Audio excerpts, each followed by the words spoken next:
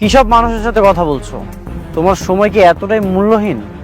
দেখেন না, ওর কপাল কত ভালো, শুধু কপালে হাজার হাজার হাজার হাজার কোটি টাকা আসতেছে। অনেকবারে বলেন তার স্ত্রীকে একদল মাস্তান কিডন্যাপ করছে।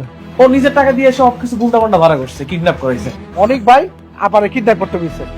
অনেক ব্যথা লাগতেছে রে। আমার হাজবেন্ড কোথায়? তোমার এ কি অবস্থা? আমি অভিযোগ তোলার ব্যবস্থা করছি, আপনি ওকে ছাড়ার প্রস্তুতি নিন। আর একটু সহ্য করো, আমি তোমাকে এখান থেকে বের করবই। আপনার কপালো ভাই, এক বউ যাইতেছে আরেক বউর কাছে আপনার নামে অভিযোগ তুলে নেওয়ার জন্য।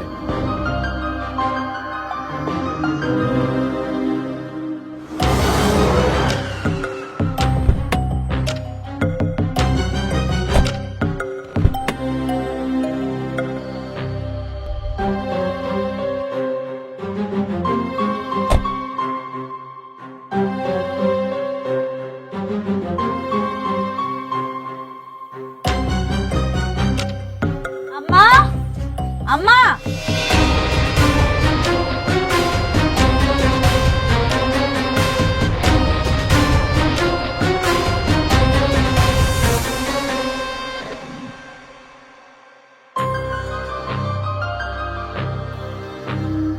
বাহ বাহ বাহ বাহ বাহ, হেব্বি তো।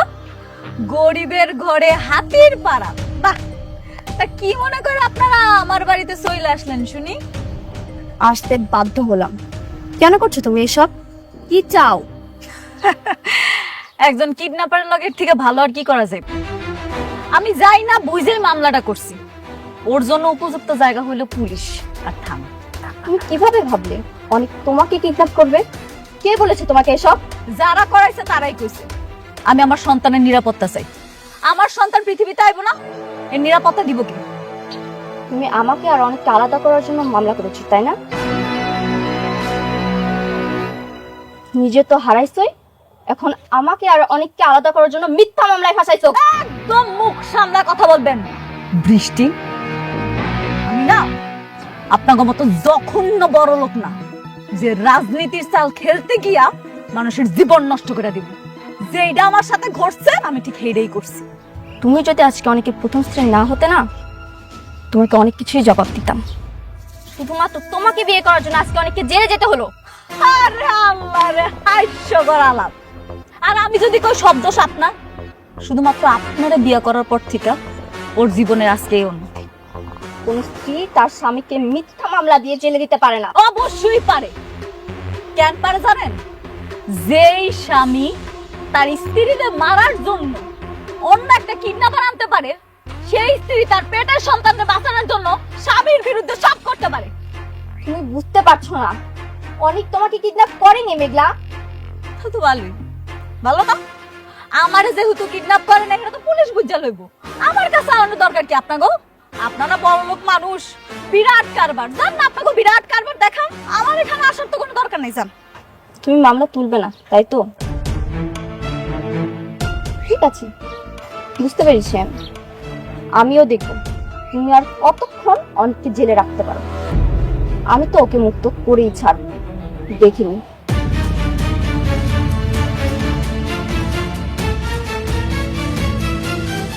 চলো স্যার। আচ্ছা, তুমি একটা কাজ করো, তুমি তোমার বাবাকে জানাও। ওনাকে জানালে নিশ্চয়ই কোনো একটা ব্যবস্থা করবে। তুমি ঠিকই বলেছো, বাবাকে জানাতে হবে।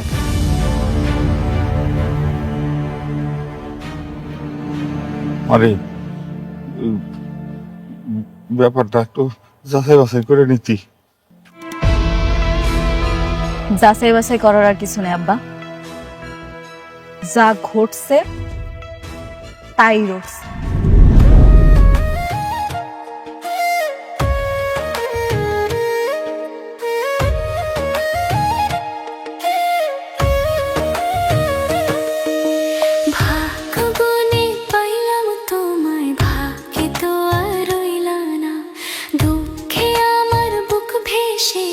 সুখের দেখা হইল না, তবু আমি তোমার আশায় কাঁদি দিবারাত রোজ।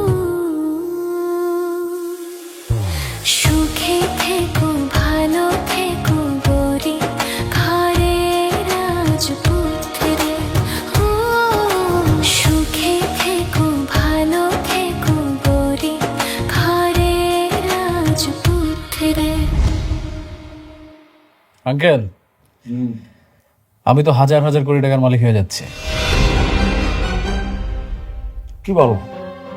তুমি না কিছুদিন আগে বললে তুমি 100 কোটি টাকা লাভ করতে যাচ্ছ, এখন আবার 1000 কোটি টাকা হয়ে গেল। একটা কথা কি জানেন আঙ্কেল, পথ যতই কঠিন হোক, যদি গন্তব্য ঠিক থাকে না, তাহলে সফলতা অবশ্যই আসে। তোমার তো দেখি একেবারে রাজকপাল, অনেকের চাইতে তোমার কপাল অনেক ভালো বাবা।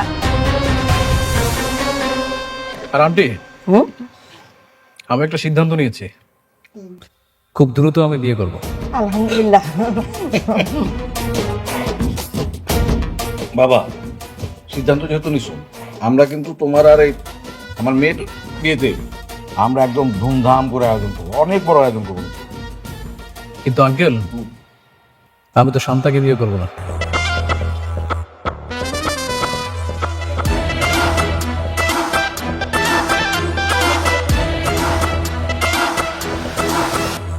আমি বিয়ে করবো মেঘলাকে, অনিকের স্ত্রী মেঘলা। কি বলছো এসব? আমাকে রেখে ওই বস্তির মেয়েকে বিয়ে করতে যাবে? কাকে বস্তির মেয়ে বলো? মেঘলা হাজার হাজার কোটি টাকার মালিক। তারপর তুমি অনেকের পরে কেন বিয়ে করবে? মানে তোমার সঙ্গে তো কথা ছিল যে তোমার সঙ্গে শান্তার বিয়ে হবে। আমার কপালটাই পোড়া, যাকে বিয়ে করতে চাই সে ওই বস্তির মেঘলাকে বিয়ে করতে চায়। আঙ্কেল, অনেকরে তো শত্রু বানায়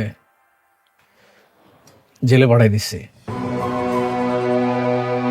আর এই মুহূর্তে মেঘলাও একা। তোকে যদি আমি বিয়ে করতে পারি, তাহলে হাজার হাজার কোটি টাকার মালিক হয়ে যাব। কিন্তু বাবা, সব সম্পত্তি পাওয়ার পরে তুমি কি আমার মেয়ের বিয়ে করবা? অবশ্যই করব। সম্পত্তি পাওয়ার পর বস্তির মেয়ে বস্তিতে। দেখো রাতুল, আমার ভাতিজারে কিন্তু খুব সাবধানে হ্যান্ডেল করবে, তো কখন কি করে ফেলবে তার কিন্তু ঠিক নেই। আপনি এটা নিয়ে টেনশন করবেন না, আপনার ভাতিজা আমার কিচ্ছু করতে পারবে না। এখন আপনি খোঁজ নিয়ে দেখেন, ওকে পুলিশ এই মুহূর্তে ধরে হয়তো হাড় হাড্ডি ভেঙে দিয়েছে। আপনি খান, রিল্যাক্স।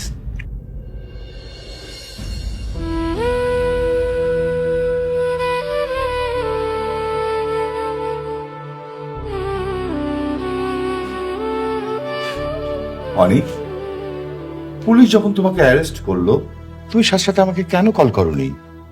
পুলিশ তোমাকে মেরে আহত করলো, আমি যদি জানতে পারতাম তোমার এই অবস্থা কোনো মতেই আমি করতে দিতাম না। বাবা, সব কিছু হঠাৎ করে এমনভাবে হয়ে গেল, আমি কিছুই বুঝতে পারিনি। যাকে আমি বাঁচানোর জন্য ছুটে গেলাম, সে আমার নামে মামলা দিয়েছে, সে আমাকে পুলিশের কাছে ধরিয়ে দিয়েছে।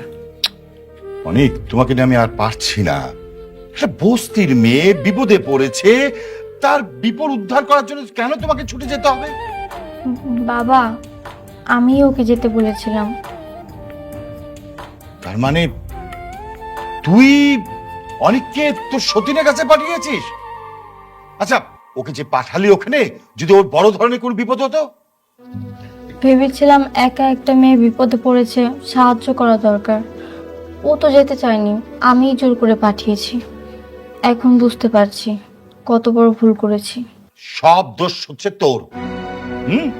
খবরদার, অনিককে কারো কথায় আর কোথাও পাঠাবি না।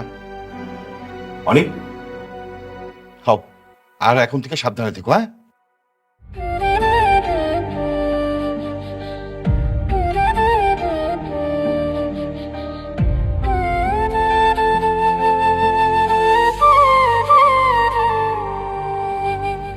শুন মা, এই থানা পুলিশ মামলা এইসব আমাদের জন্য নামা, এগুলি করলে শত্রুতা বাড়ে। আমরা গরিব মানুষ, শত্রুতা বাড়ায় লাভ কি? হরে মা, তোর আব্বাই ঠিকই কইছে, আমরা গরিব আছি, ভালোই আছি। এই কোটিপতি পোলার লগে তোর বিয়া হইয়া এই যে আমাগো বিপদ শুরু হইল, আল্লাহ জানে এই বিপদ থেকে আমরা কবে উদ্ধার হবো। আমি এখন কি করুম তোমরাই কও। কেউ যদি আমার পায়ের পা দিয়ে ঝগড়া করতে আয়ে, আমি কেমনে এমনি ছেড়ে দিব? আমি কিচ্ছু করুম না। না রে মা, আমার মনে হয় না ও তোর কোনো ক্ষতি করবে। যদি আমার কোনো ক্ষতি না করে তাহলে তো ভালোই। আব্বা, আম্মা, আমি তো আমার ভালোটা বুঝি না, এখন থেকে তোমরা যেটা কইবা হেরে দিব। মারে, আমি কই কি, এই তুই এক কাজ কর, ওই অনেকের নামে যে মামলাটা করছস ওইটা তুই তুইলে নে। আর শত হইলো তো তোর পেটের বাচ্চার বাপ। হরে মা, সেইটাই ভালো হইব।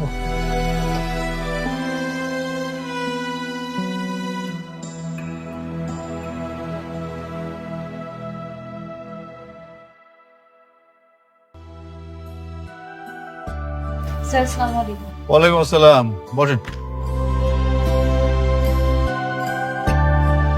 জি বলেন। স্যার, আমি মামলাটা তুলে নিতে চাই, আপনার ওনারে ছাইড়া দেন। ওনারা তো গত রাতে ছেড়ে দেওয়া হয়েছে, মানে উনি জামিন নিয়ে চলে গেছেন। কি উনি চলে গেছে? হ্যাঁ, চলে গেছেন। আপনি যদি মামলা তুলে নিতে চান তাহলে তো খুব ভালোই হয়, কেস ফাইলটা ক্লোজ করে দেওয়া যাবে। এই মানে আপনারা কি ওনারা মারছেন? মানে হয়েছে কি, আসামির মুখ থেকে স্বীকারোক্তি আদায় করতে গেলে একটু একটু ব্যবস্থা নিতেই হয়। এটা আসলে সত্য ও ন্যায়ের জন্যই করা হয়। খুব বেশি মারছেন?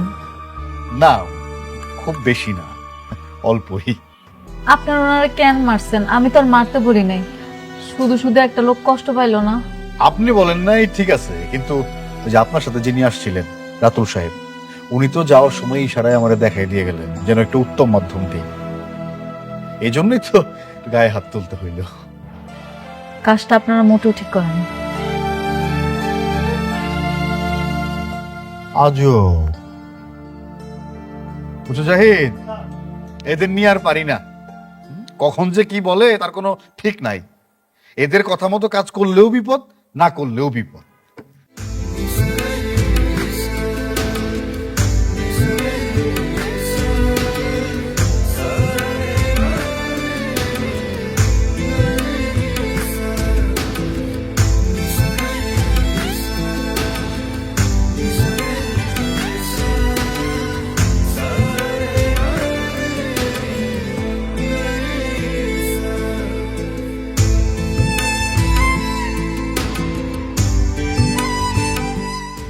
কি হয়েছে তোমার?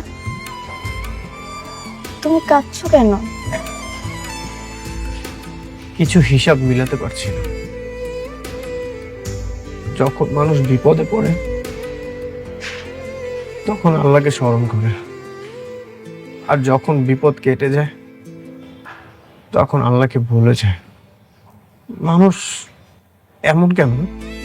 তুমি এসব ভেবে কান্না করছো? একটা মানুষ এতটা অকৃতজ্ঞ হয় কিভাবে?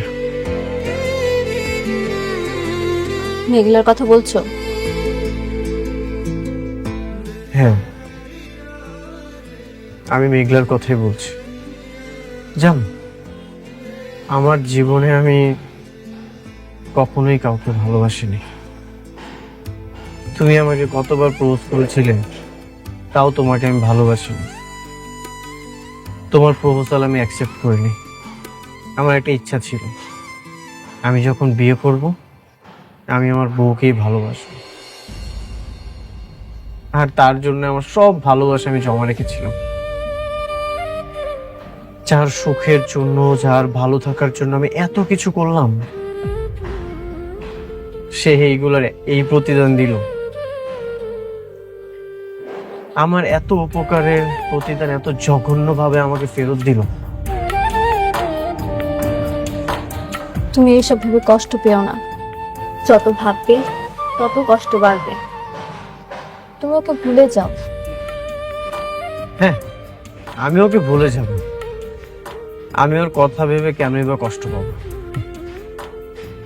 তুমি আমার পাশে আছো না, তুমি থাকলে আমার আর কাউকে প্রয়োজন নেই। আমি সারাটা জীবন তোমার সাথে থাকবো, তোমার বিপদে আপদে তোমার পাশে ছায়া হয়ে থাকবো।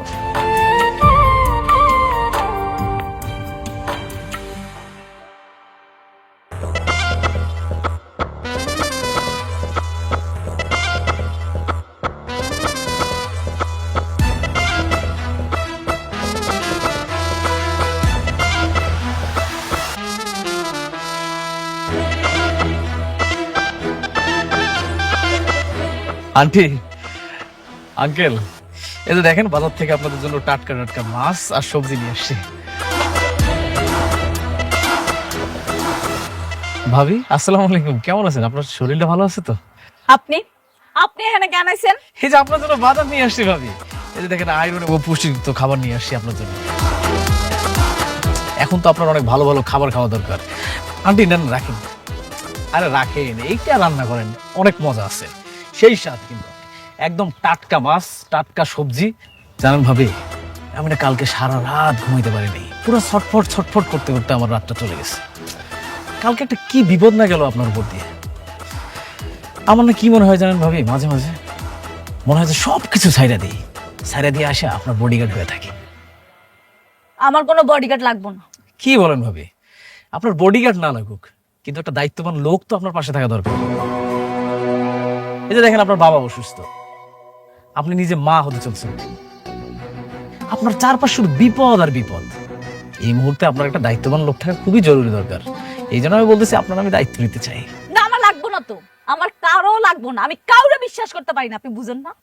এই যে ভাবি, আপনি একজন বেইমানি করছে, তার কথা এখন আমাদের সবাইরে দোষারোপ করতেছে। শুনেন, উনি হচ্ছে একটা সব থেকে বড় বেইমান। এই জন্যই তো আমি অনিকের সাথে বেইমানি করছি। অনিক এখন আপনারও শত্রু, আমারও শত্রু। আপনিও যে কেমন মানুষ এটা আমি খুব ভালো করে জানি। জানেন না ভাবি, এটা জানতে হলে এই জানার একটা মন থাকা দরকার। শুনেন, আমি খুবই একটা ভালো মানুষ, আর আমি সব সময় আপনার ভালো চাই। এই জন্য তো আপনার দায়িত্ব নিতে চাই। অনিকের মতো বেইমানি আমি আপনার সাথে করবো না। আপনি যান, ভালোই ভালোই সুন্দর করে কইতেছি, আপনি কি সুন্দর করে চলে যান। আপনার কোনো কথা শোনার বিন্দু মাত্র রুচি এখন আর আমার নাই। যান। আমিও চাই না ভাবি আপনার এই মুহূর্তে আপনার এমন কথা বলে যাতে আপনি রাগ হয়ে যান। যাই, কিন্তু আবার আসবো। যাওয়ার আগে একটা কথা বলে যাই ভাবি, আপনি আপনার কোম্পানির দায়িত্বটা ছাইড়েন না। এই মুহূর্তে আপনার ক্ষমতা থাকা দরকার। না, দরকার নেই, আমার কোনো ক্ষমতার দরকার নেই। কেন দরকার নেই জানেন? আপনার মতন আমি লুবি না, আমি একাই অনেক ভালো আছি, আমার কোটি টাকার প্রয়োজন নাই। ভাবি, আপনি ভালো মানুষ, কিন্তু অনেক কিন্তু একটা বেইমান। ও কখন কোথায় কি চাল চালবে আপনি কিন্তু নিজেও কল্পনা করতে হবে। আপনি কি যাইবেন এখান থেকে? যান কইতাছি। ভাবি, এইটা প্রতিবাদ করতে গেলেও আপনার কিন্তু ক্ষমতার দরকার আছে, এই কথাটা আমার মনে রাখেন। থাকেন, আসি। এদিকে আন। আম্মা, ওনার এই জিনিসপত্র দিয়া দাও।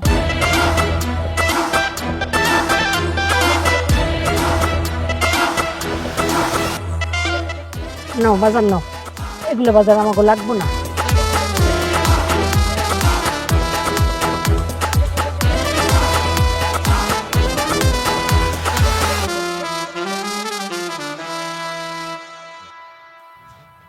মারে, আমার মনে হয় পোলাটা একটা কথা কিন্তু ঠিকই কইছে, তুই কোম্পানিটা ছাড়িস না।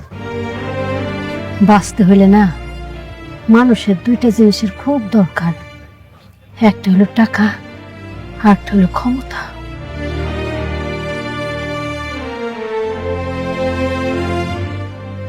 তোমরা ঠিকই কইছো, আমার আরো শক্ত হইতে হইব। এখন থেকে তোমরা যা কইবা আমি তাই করব। আমি অফিসে যাবো। আমা তাই কর।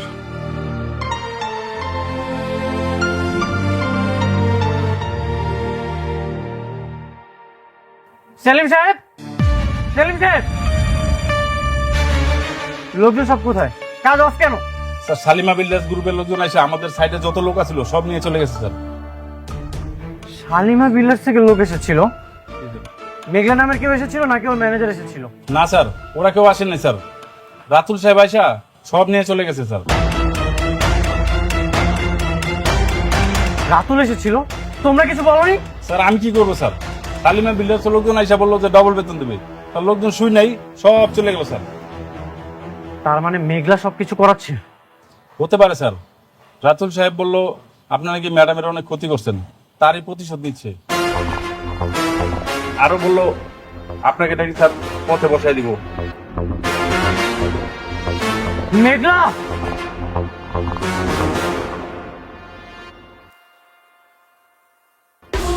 কোথায় যাচ্ছেন? অনুমতি ছাড়া যাওয়া যাবে না। আমি মেঘলার সাথে দেখা করতে চাই। না, অনুমতি ছাড়া যাওয়া যাবে না। আমার কোনো অনুমতির প্রয়োজন নেই। আপনি কি রুলস মানেন না? আপনি সরেন, সরেন। এই ব্যারিকেড ধরেন তো নাকি? আমাকে ছাড়ো, আমি ওর সাথে দেখা করতে চাই।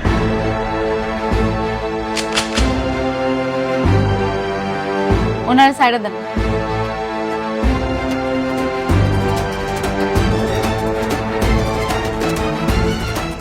আজ আমার এমন দিন আসলো, তোমার বডিগার্ড আমার কপালে বন্দুক ঠেকিয়েছে।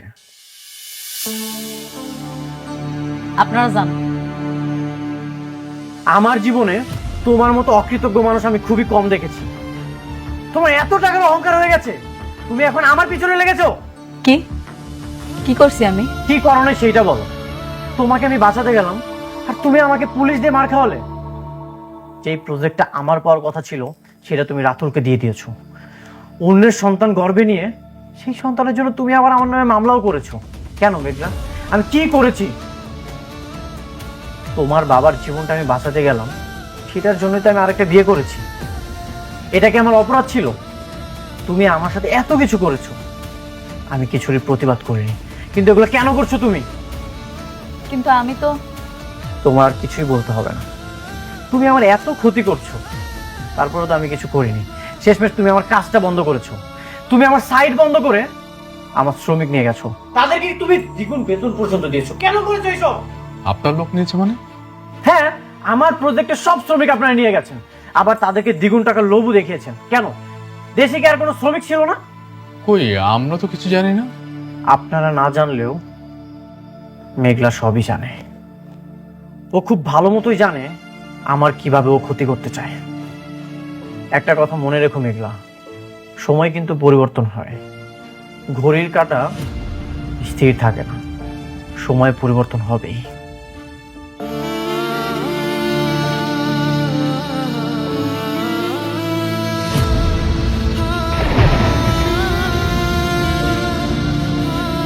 ম্যাডাম, আপনি মন খারাপ করবেন না।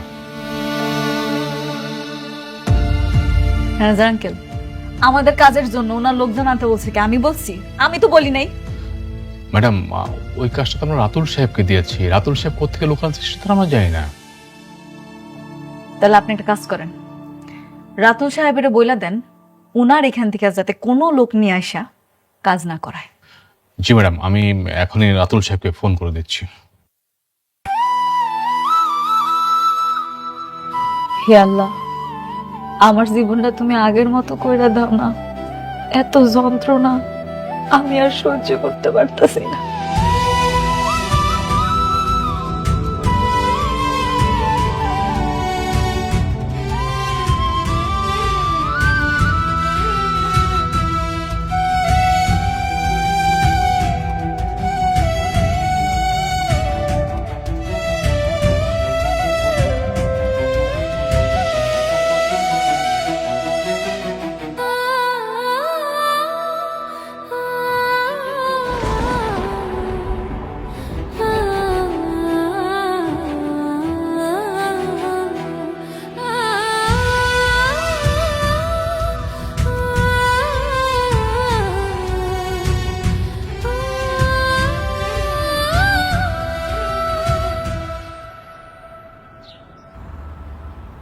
আপনার বাচ্চার বাবা যদি সত্যি সত্যি আপনার স্বামী হয়, তাহলে ডিএনএ রিপোর্ট আলাদা হলো কিভাবে? আমি জানি না ভাই, আমি কিচ্ছু জানি না, আমি কিচ্ছু বুঝতেছি না। শুধু এতটুকু কইতে পারি আমি কোনো পাপ করি নাই। আমার এই পেটের সন্তান অনেকেরই। আমি আপনার আবেগ বুঝতে পেরেছি, কিন্তু আইনের কাছে আবেগের কোনো মূল্য নেই। আইন খুঁজে প্রমাণ। আমার কাছে যে প্রমাণ নাই। এটাই তো সমস্যা। প্রমাণ ছাড়া কিভাবে বোঝাবো যে আপনার সন্তানের বাবা কে? এটা তো অসম্ভব ম্যাডাম। একটা উপায় আছে। আমি শুনছি যেই সব মামলা থানায় নেয় না, ওগুলা নাকি কোর্টে নেয়। আমি আমার সন্তানের অধিকার আদায়ের জন্য কোর্ট পর্যন্ত যাইতে রাজি আছি।